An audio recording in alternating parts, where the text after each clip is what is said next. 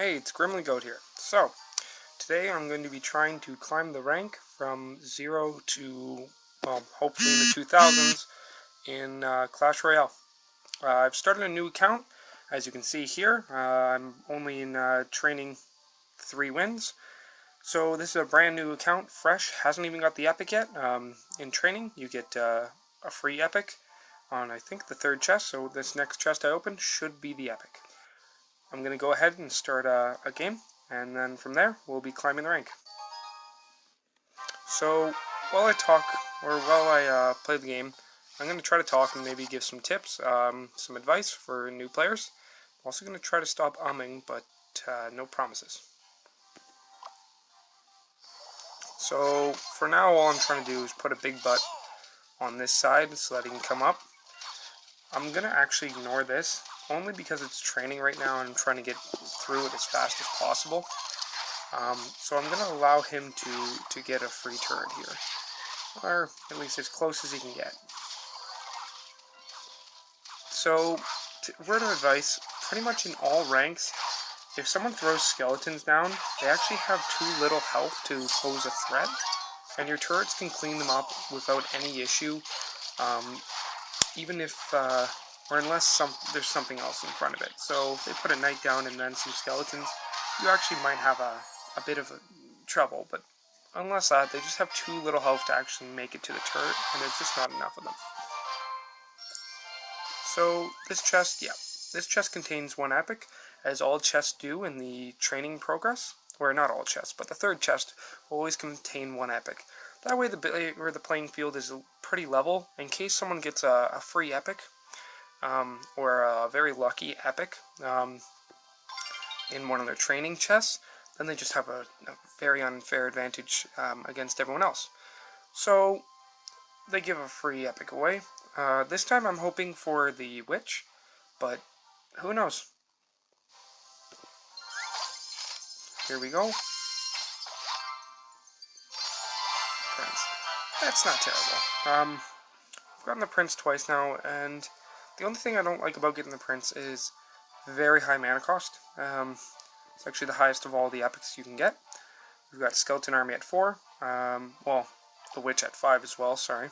Skeleton Army at 4. We got the Baby Dragon at 4, and then the Witch. The Witch is just really well-rounded, though, while the Prince is very aggressively oriented. Once you put him down, that lane, especially in early games, needs special attention, or you can easily lose a game to nothing but a single prince.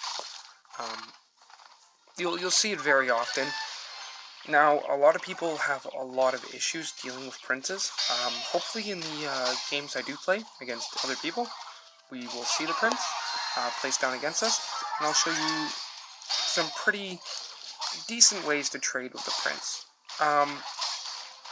When he gets rolling and running, you can hear it, he'll go da-da-da-da-da-da, and his lance will start to get kind of a wind draft on it. You're going to want to stay out of his way.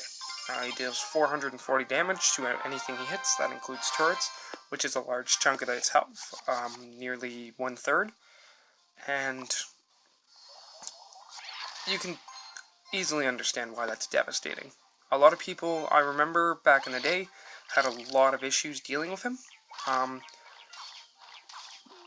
In my opinion, he's not terribly difficult to deal with. Especially in earlier ranks, you actually do have a fair amount of ways to deal with them. So, right there, it's only a computer, so you really can't judge it too much, but it should have definitely placed goblins in front of the turret. It would have absorbed 1 hit from the prince, and after that would have slowed him down, but the trainer's AI isn't very smart. You'll find you can easily outsmart it, and you can easily get through the 7 games you need, getting 3 crowns every time, with little to no issue. So, this time around, I'm going to name myself Ram 4.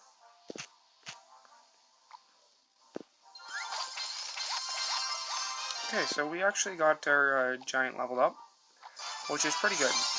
That's a fair chunk of experience, and on top of that, we've got a giant with a really big butt now.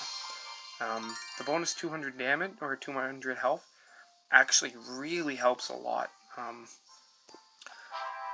There we go, we level up. That's nice. So, just 200 health is an extra 2 hits from a bomber, which recently has been getting an upgrade, which is good. You'll see the bomber more often in higher ranks, hopefully. In lower ranks, bomber is pretty much a lifesaver. Again, I am trying to say a lot less, but you'll see me saying it more often than not. Alright, so even though he's a trainer, he makes some mistakes. I personally never like to throw fireballs or arrows at turrets unless I know for a 100% chance that that turret's going to die to it. Before or after you level up fireballs or arrows, it's a smart idea to always check their crown damage, and that's the damage they'll deal to a turret.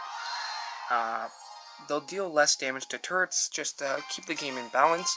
As you'll see in later ranks, rockets deal, I think, like, in my rank, 1,300, 1,400. So you can see why that would be bad, as it's a single card that can easily take out a turret without there being any way to actually stop it. So we got some archers, some goblins, and another giant card. So we might just have our giant at a decently high level really soon. Which really isn't too bad. I personally like to use the goblins over fireball. In early ranks, I don't like to use the spells. It's a smart idea to. The only reason I'm not going to personally is because I know how to deal with a lot of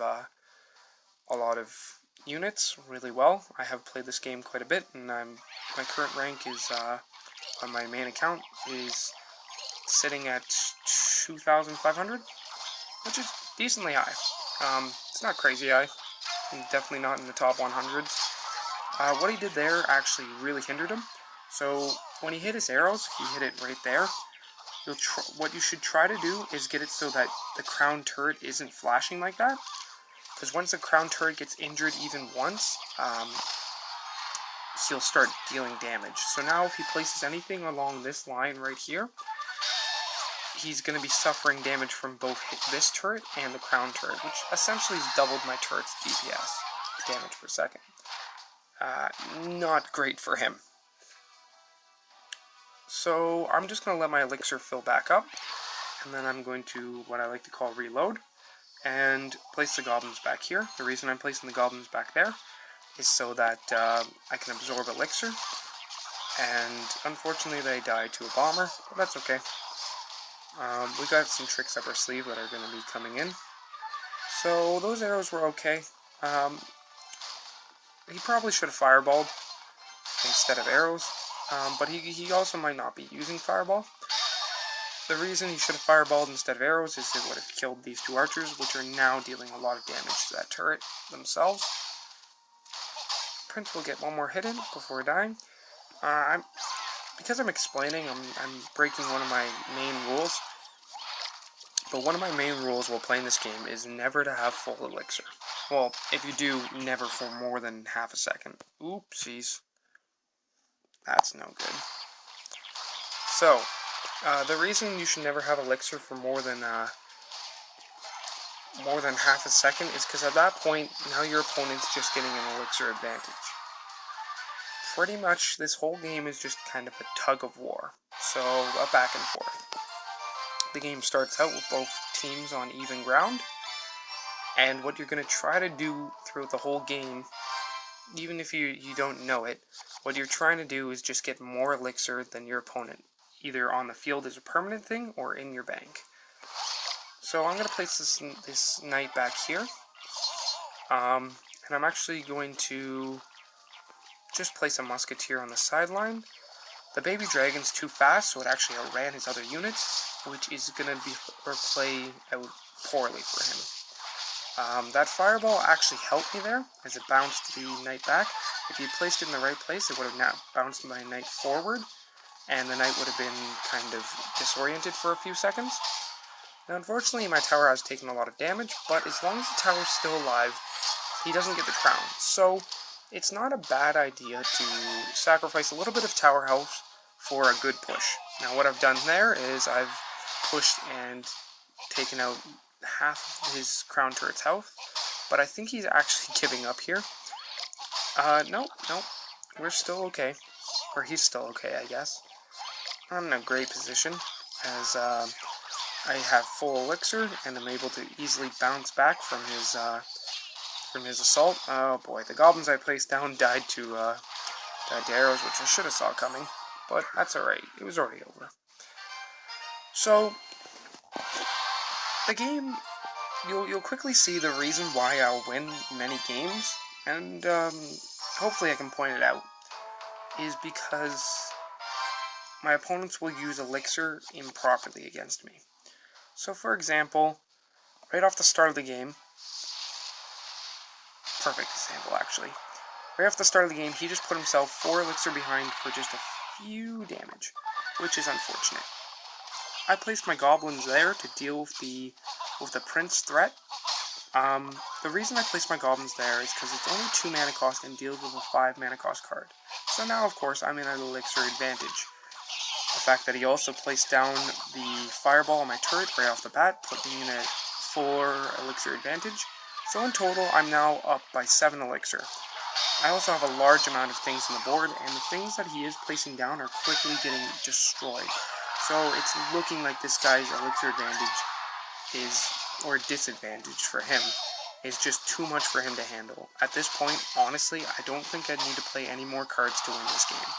And I won't. So, the game's over. If my screen wasn't here, I would be giving them good games. In early ranks, I don't like to BM, bad manners. The opponents, as they're just early and they're just learning, and let's not stray some new people away from this game, as I do think this game was very well made, and has a lot of potential to it. So, I'm going to show you a nice little combo.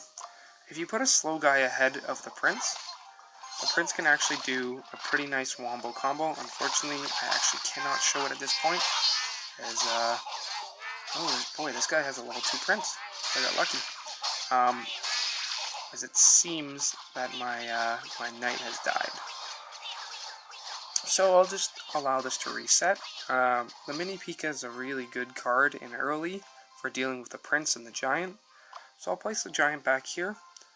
That way, when he does get up to scrimmage line, I'll have replenished my elixir. We're already looking at some danger here. I'm going to try to quickly clear the giant. I'm not worried about the Valkyrie, because the Valkyrie is going to get caught on the giant and just kind of get pulled off. So, I'm not too worried about that. I am worried about that Mini Pika. Mini Pika does a lot of damage to giants and princes. Each swing, I believe, somewhere in the 300 or 400 damage. The prince, to get that kind of damage, needs to kind of get a charge up. Now, we got the turret, so that's good. The downside, our turret's at some low health, and there's not much push left in this musketeer up here. Bright side, I do have full elixir, and we're ready for round 2. So let's put our giant up by the river, and let's try to quickly deal with this prince, placing some goblins and a knight. So to easily deal with a prince, all you've got to really do is mob him. So I spent a total of 5 mana to deal with a 5 mana cost card, which is a pretty even trade, and he did get a few hits in, which is unfortunate, but you can't win them all. So, now on this one, this guy's a little bit ahead of me here, and I'm going to have to trade out quite poorly to kind of deal with his push. But I do manage to deal with it. So let's try to finish this off. I distract the prince with Big Butt, a giant, and unfortunately I have undistracted the prince. Oh boy, those arrows were actually misplacement.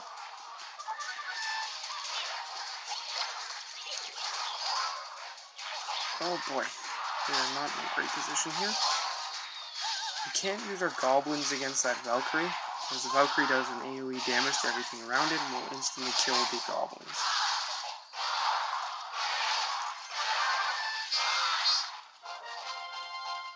So we'll give this guy a good game. Alright, and that's all we need to unlock our crown chest. So, hopefully we get something good from our crown chest.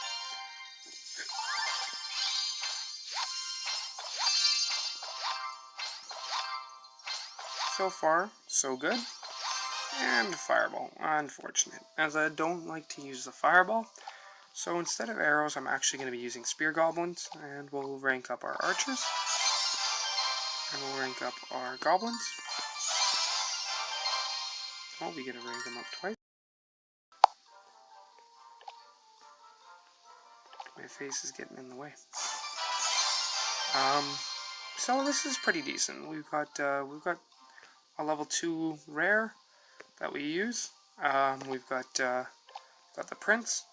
So far, this deck's looking alright. Hopes for the deck.